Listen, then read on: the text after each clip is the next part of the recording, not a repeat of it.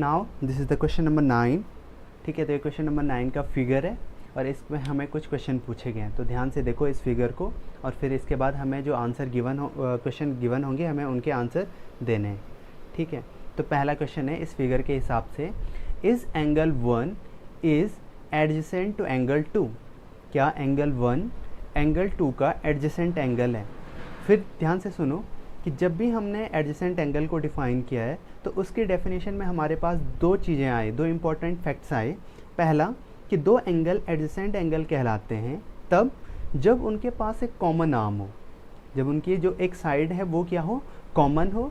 दूसरा उनका जो वर्टेक्स है, जहाँ पर से दोनों एंगल क्या हो रहे हैं, ओरिजिनेट हो रहे हैं, वो वाला जो पॉइंट है वो क्या हो, कॉमन हो। तो हम क्या बोलते हैं कि वो दोनों के दोनों एंगल क्या हैं, आपके एडजेसेंट एंगल हैं। अब ये मोबाइल थोड़ा हिल रहा है तो फिगर को बना लेना एक बार, फिर उसके बाद देखना क्योंकि कैमरा हिल रहा है। तो यहाँ पे देखो, is angle 1 is adjacent to angle 2। तो एक बार मैं क्या करता हूँ, केवल एंगल और एंगल 2 को ड्रॉ कर रहा हूँ, मतलब मैं इन दोनों को निकाल के यहाँ पे रख रहा हूँ, ऐसा समझो। ठीक है, तो केवल एंगल और एंगल 2 को ड्रॉ किया जा रहा है।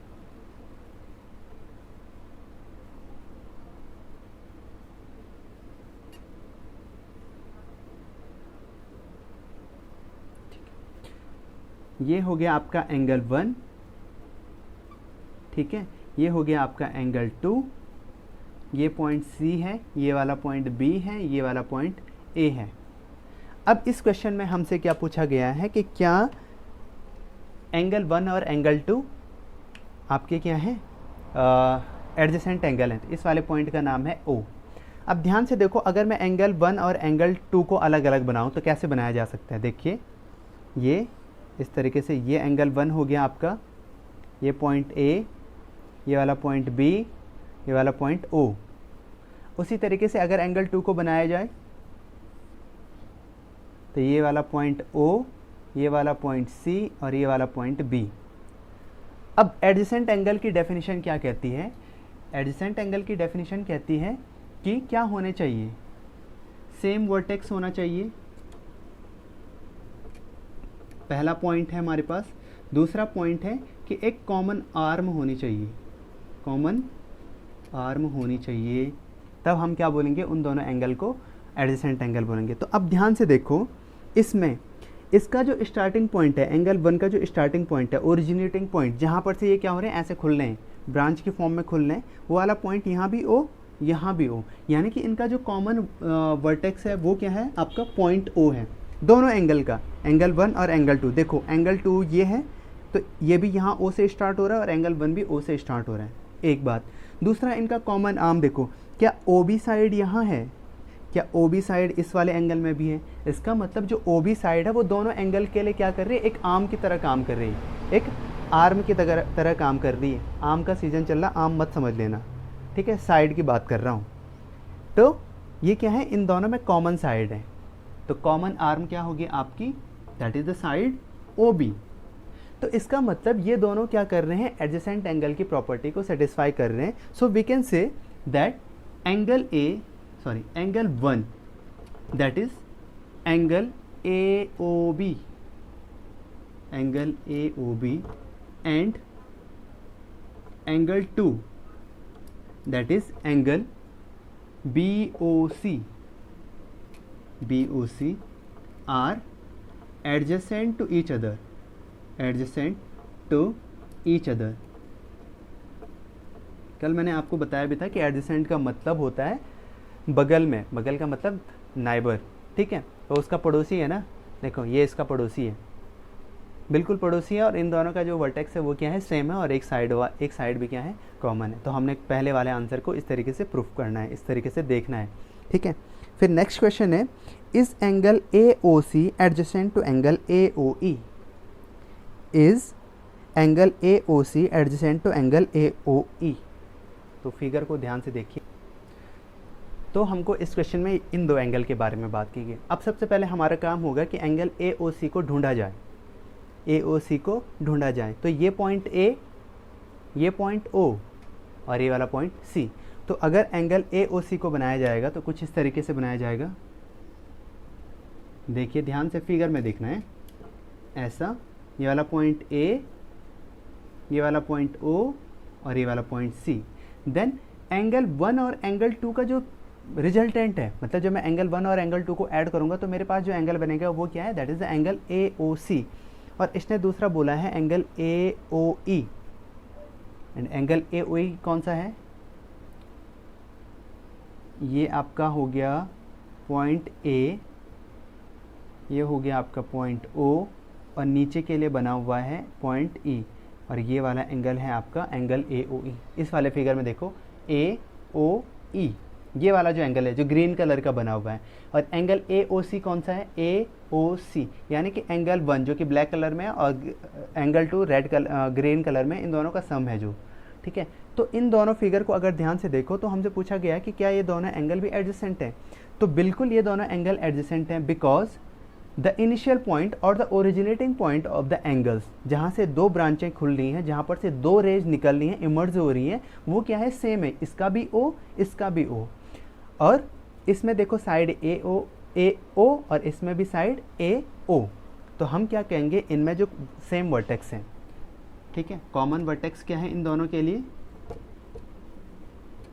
कॉमन वर्टेक्स है पॉइंट O, ठीक है, और common side that is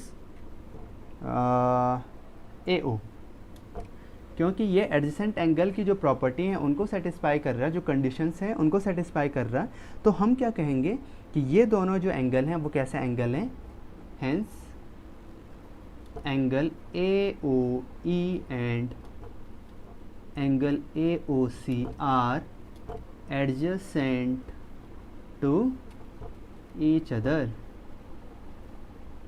This is the question number 9. So अब इसमें जो बाकी क्वेश्चन है, ठीक है, जैसे इसमें है क्वेश्चन नंबर 3 वाला, देखिए, do angle COE and angle EOD form a linear pair, angle COD and angle EOD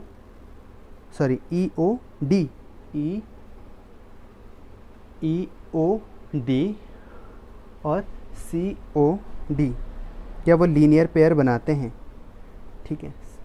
तो देखिए,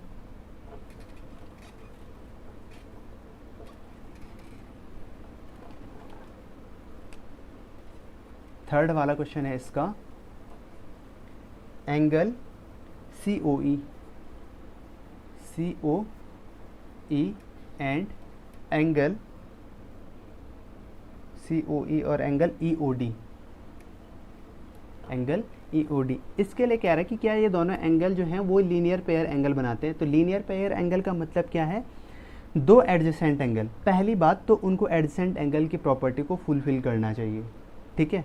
पहली कंडीशन क्या है कि उनको जो एडजेसेंट एंगल होने की जो कंडीशन है, यानी कि सेम वर्टेक्स और एक सेम साइड होनी चाहिए, वो फुलफिल करनी है।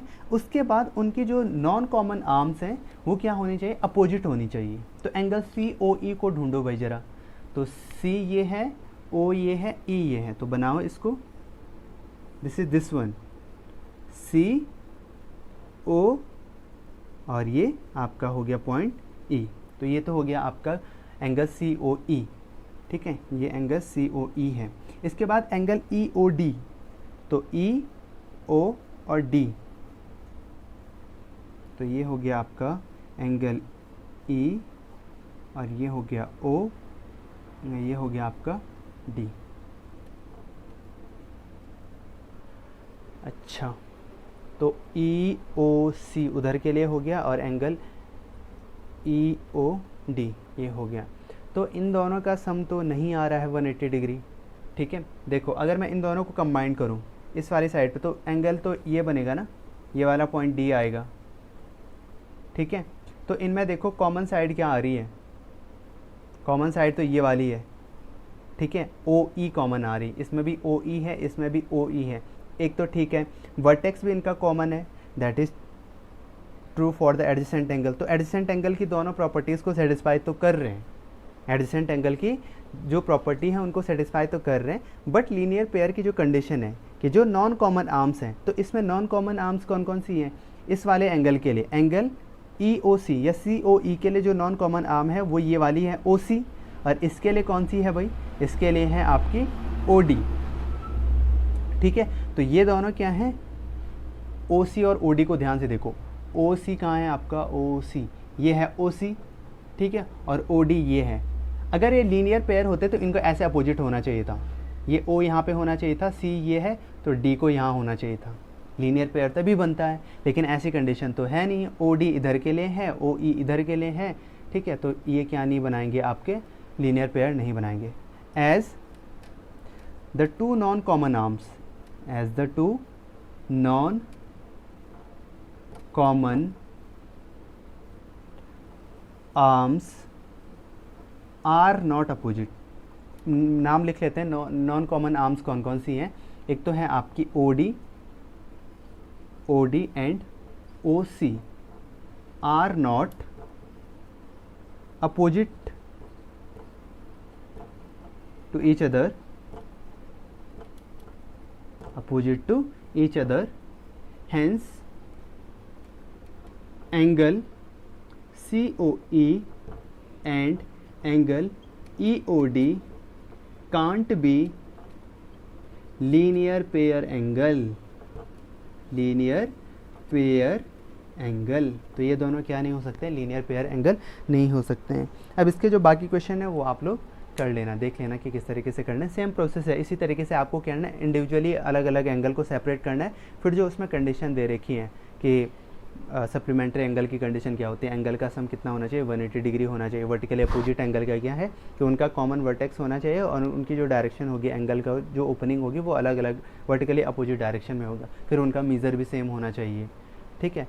और जो वर्टिकली अपोजिट एंगल होते हैं वो कब बनते हैं, जब दो स्ट्रेट लाइन एक दूसरे को इंटरसेक्ट करते हैं। अगर मैं तुम्हें इस फिगर में बताऊँ तो ध्यान से देखो, जो ब्लू वाली लाइन है जो नीचे के लिए आ रही है, ठीक है, और रेड वाली लाइन, देखो दोनों स्ट्रेट लाइन है, ठीक है। तो स्ट्रेट लाइन है और वहाँ पे देखो एंगल 1 और एंगल 4 को देखो, तो एंगल 1 और एंगल 4 क्या हैं, एक दूसरे के ठीक अपोजिट हैं। तो एंगल 1 और एंगल 4 क्या हैं, आपके वर्टिकली अपोजिट एंगल हैं।